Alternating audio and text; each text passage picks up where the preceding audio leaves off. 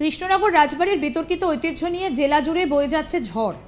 কৃষ্ণনগর রাজবাড়ির রাজবধূ অমৃতা রায় ইতিমধ্যেই কৃষ্ণনগর লোকসভা কেন্দ্রের বিজেপি প্রার্থী হিসেবে মনোনীত হয়েছেন। তারপর থেকেই সোশ্যাল মিডিয়ায় চলছে ক্রমাগত আক্রমণ। মহারাজা কৃষ্ণচন্দ্র নাকি মির্জাফরের সঙ্গে ষড়যন্ত্র করে ব্রিটিশকে দেশ বিক্রি করেছিলেন, ব্রিটিশদের উত্তরসূরি। এবার নির্বাচনে প্রতিদ্বন্দ্বিতা করছেন বলে মন্তব্য করছে তৃণমূলের একাংশ। আর এই বিষয়ে একান্ত সাক্ষাৎকারে সোজা সাপটা উত্তর দিলেন মহারাজা কৃষ্ণচন্দ্রের পরিবারের সদস্যা তথা কৃষ্ণনগর লোকসভা কেন্দ্রের বিজেপি প্রার্থী অমৃতা রায়। অমৃতা দেবী বলেন, মহারাজা কৃষ্ণচন্দ্র কেন ব্রিটিশদের পাশে ছিলেন এবং সিরাজউদ্দৌলার বিপক্ষে গিয়েছিলেন তা সকলেই জানেন।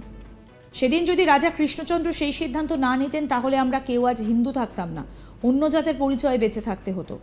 শুধু তাই নয়, 1947 সালে ভারতবর্ষ যখন স্বাধীনতা লাভ করে সেদিন নদিয়ার একাংশ পূর্ব পাকিস্তানের আওতায় পরে স্বাধীনতা লাভ করতে পারেনি। মহারানী জ্যোতির্ময়ী দেবীর অক্লান্ত প্রচেষ্টায় স্বাধীনতার দিন অর্থাৎ স্বাধীনতার কয়েকদিন পর অর্থাৎ 18ই আগস্ট নদিয়া জেলাকে ভারত ভূখণ্ডের সঙ্গে যুক্ত করা হয়। অর্থাৎ 18ই আগস্ট নদিয়া জেলা স্বাধীন হয়, আর সেটা জ্যোতির্ময় দেবীর জন্যই। তাই আজ স্বাধীন ভারতবর্ষে রাজপরিবারের ভূমিকা কী রয়েছে তার সকলেরই জানা আছে বলে জানালেন অমৃতা দেবী। শুধুমাত্র রাজনৈতিক স্বার্থ চরিতার্থ করবার জন্য তৃণমূল কংগ্রেস এরকম অপবাদ দিচ্ছে রাজবাড়ির নামে।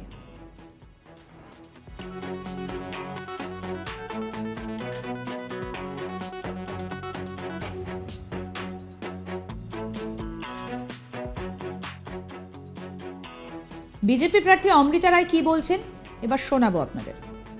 মহারাজা কৃষ্ণচন্দ্রের নামে কি করেছেন উনি সেটা বলছেন না, কিন্তু মহারাজা কৃষ্ণচন্দ্র কেন সিরাজউদ্দৌলার সঙ্গে যুদ্ধ করলেন বা ব্রিটিশদের সঙ্গে সাইড করলেন কেন, সেটা বাঙালিরা সবাই জানেন, এমনকি সারা ভারতবর্ষ জানেন।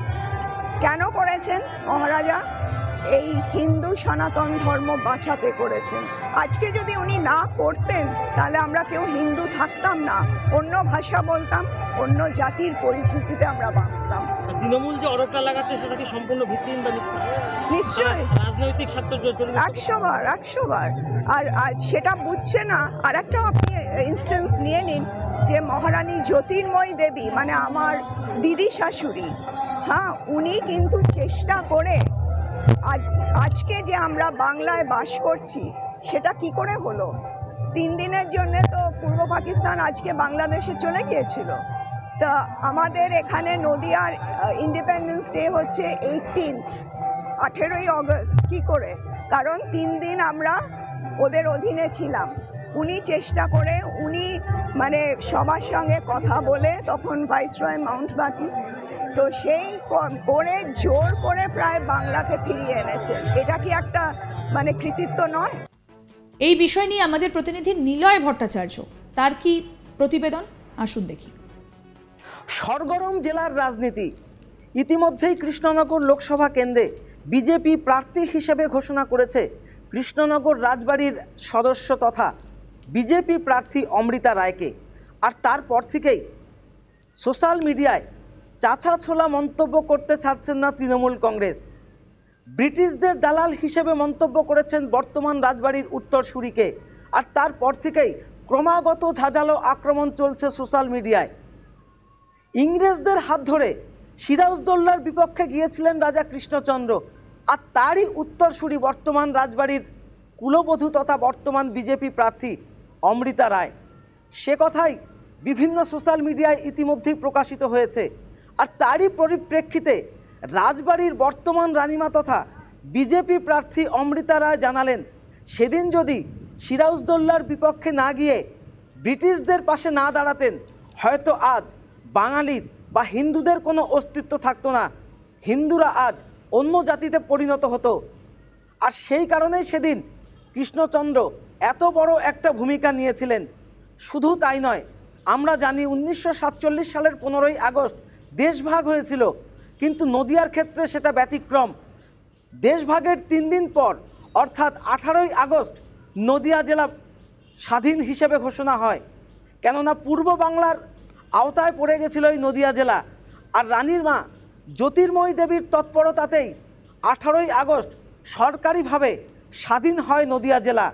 তাই রাজবাড়ির ভূমিকা স্বাধীন ভারতবর্ষে এক অনস্বীকার্য, সে কথাই তিনি জানালেন।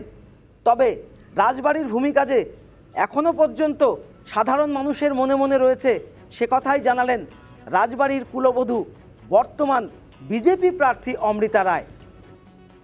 অর্থাৎ কৃষ্ণনগর রাজবাড়ির বিতর্কিত ঐতিহ্য আর যেটা নিয়ে জেলা জুড়ে রীতিমতো ঝড় বয়ে যাচ্ছে। কৃষ্ণনগর রাজবাড়ির রাজবধূ অমৃতা রায়, তিনি কৃষ্ণনগর লোকসভা কেন্দ্রের বিজেপি প্রার্থী হিসেবে মনোনীত হয়েছেন। আর তারপর থেকেই সোশ্যাল মিডিয়ায় চলছে ক্রমাগত আক্রমণ। মহারাজা কৃষ্ণচন্দ্র নাকি মির্জাফরদের সঙ্গে ষড়যন্ত্র করে ব্রিটিশকে দেশ বিক্রি করেছিলেন, ব্রিটিশদের উত্তরসূরি এবার নির্বাচনে প্রতিদ্বন্দ্বিতা করছেন বলে মন্তব্য করছে তৃণমূলের একাংশ। আর এই নিয়ে একান্ত সাক্ষাৎকারে একেবারে সোজাসাপটা উত্তর দিলেন মহারাজা কৃষ্ণচন্দ্রের পরিবারের সদস্যা তথা কৃষ্ণনগর লোকসভা কেন্দ্রের বিজেপি প্রার্থী অমৃতা রায়। কি বলছেন তিনি আসল শোনাই। মহারাজা কৃষ্ণচন্দ্রের নামে কি করেছেন উনি সেটা বলছেন না, কিন্তু মহারাজা কৃষ্ণচন্দ্র কেন সিরাজউদ্দৌলার সঙ্গে যুদ্ধ করলেন বা ব্রিটিশদের সঙ্গে সাইড করলেন, কেন সেটা বাঙালিরা সবাই জানেন, এমনকি সারা ভারতবর্ষ জানেন। কেন করেছেন মহারাজা? এই হিন্দু সনাতন ধর্ম বাঁচাতে করেছেন। আজকে যদি উনি না করতেন তাহলে আমরা কেউ হিন্দু থাকতাম না, অন্য ভাষা বলতাম, অন্য জাতির পরিচিতিতে আমরা বাঁচতাম। তৃণমূল যে আরোপটা লাগাচ্ছে সেটা কি সম্পূর্ণ ভিত্তিহীন বা মিথ্যা? নিশ্চয়ই, রাজনৈতিক স্বার্থ 100 বার। আর সেটা বুঝছে না। আর একটা আপনি ইনস্টেন্স নিয়ে নিন যে মহারানী জ্যোতির্ময়ী দেবী, মানে আমার দিদি শাশুড়ি, হ্যাঁ, উনি কিন্তু চেষ্টা করে আজকে যে আমরা বাংলায় বাস করছি সেটা কি করে হলো?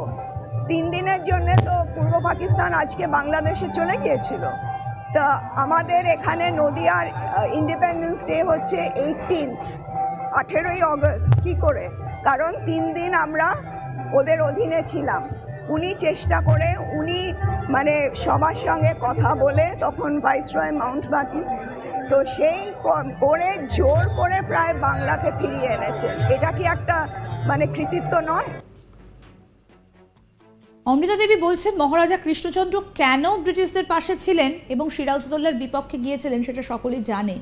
সেদিন যদি রাজা কৃষ্ণচন্দ্র সেই সিদ্ধান্ত না নিতেন তাহলে আমরা কেউ আজ হিন্দু থাকতাম না, অন্য জাতের পরিচয়ে বেঁচে থাকতে হতো। শুধু তাই নয়, 1947 সালে ভারতবর্ষ যখন স্বাধীন হয় তখন নদিয়ার একাংশ পূর্ব পাকিস্তানের আওতায় চলে গিয়েছিল, যেটা পরে স্বাধীনতা লাভ করে মহারানী জ্যোতির্ময়ী দেবীর অক্লান্ত প্রচেষ্টায়। সে কথাও এদিন বলছেন অমৃতা রায়।